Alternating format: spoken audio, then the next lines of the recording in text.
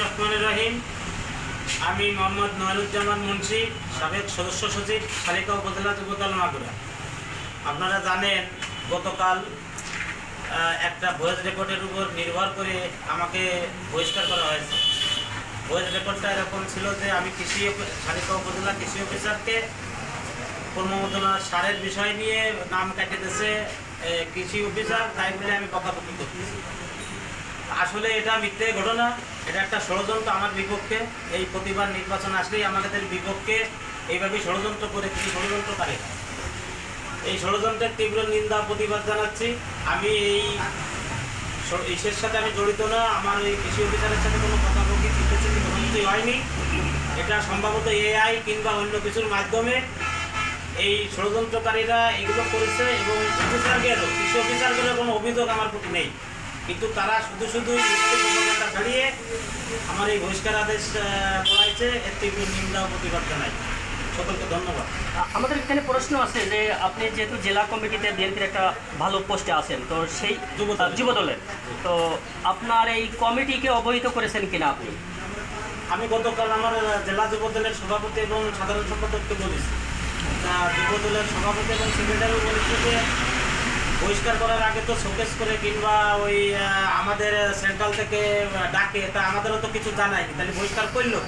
তারাও বিস্মিত যে এই বহিষ্কারটা করলো। এ বিষয়ে যে উপজেলা বিএনপি যে কমিটি আছে, সে কমিটিকে আপনি অবহিত করেছেন কিনা? উপজেলা কমিটি তো বর্তমান উপজেলা আমাদের শালিকা উপজেলা কমিটি নিয়ে আগে যে কমিটি ছিল তার ভিতরে তো সদস্য সচিব ছিল আমার ভাইকে আমি বলেছি। এখন আপনি কি চান মিডিয়ার মাধ্যমে? আমি চাই যে এই যে ঘটনা, এটা সুষ্ঠু তদন্ত হওয়ার পরে, মানে সুষ্ঠু তদন্ত। আমি যদি দোষী হই আমি মেনে নেব, কিন্তু আমার এই বহিষ্কারাদেশ আমি করতে আসছি, কারণ আমি ত্যাগী নির্যাতিত নেতা। এটা শালিকা উপজেলা সবাই জানে। আমি একটু নয়নের কাছে প্রশ্ন রাখতে চাই, সেটা হচ্ছে যে আপনি জেলা বিএনপির আহ্বায়ক এবং সদস্য যিনি আছেন, তেনাকে অবহিত করেছেন কিনা, এবং কেন্দ্রের আপনার যিনি আহ্বায়ক বা সভাপতি কেন্দ্রীয় কমিটি, তাকে অবহিত করেছেন? না, কেন্দ্রীয় বা যুবদলের সভাপতি সেক্রেটারি ভাইয়া তো এখন বন্যার্থদের সাহায্যের কারণে তারা ব্যস্ত আছে। আপনার এখানে বন্যা এসে হইতে গেছে, তো আমার হচ্ছে যে ওনারা আর আমাদের শালিকা উপজেলার আমরা ওইভাবে তো আসলে ওই সেন্ট্রাল পর্যন্ত কোনো যোগাযোগ করতে করি না, আমরা জেলা পর্যন্ত যোগাযোগ করি। তো জেলায় বলেছে আমার জেলা যুবদলের সভাপতি সেক্রেটারি বলছে, এবং জেলা বিএনপি সভাপতি সেক্রেটারি এখনো জানায়নি, আজকে বলবে। আচ্ছা, তো এই বিষয়ে আপনি কি মাননীয় মন্ত্রী মহোদয়কে অবহিত করেছেন? মাননীয় মন্ত্রীকে সকালবেলা আমি সরাসরি কিছু বলিনি, সকালবেলা সম্ভবত আমার ভাই বলেছে, চক্রের ভাই।